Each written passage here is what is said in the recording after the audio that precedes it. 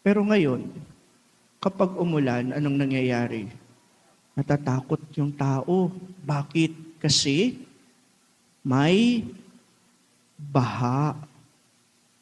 Ang masakit, sa gitna ng pagbaha pa na ito, may mga yumayaman.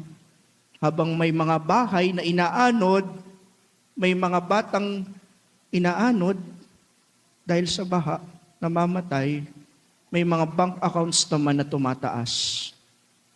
Corruption, neglect, greed.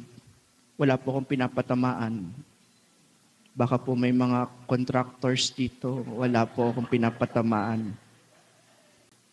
Pero ang problema rin dito, hindi lahat tayo apektado. Kasi meron dong mga nakaupo, may mga naka-aircon, sila pa mismo ang naging dahilan kung bakit nasira yung mga puno, nawala yung mga puno. Sila yung mga hindi nakakaramdam ng nararamdaman ng mga karaniwang tao. Sinong may kasalanan? Hindi lang yung mga may kapangyarihan, kundi bawat isa rin sa atin.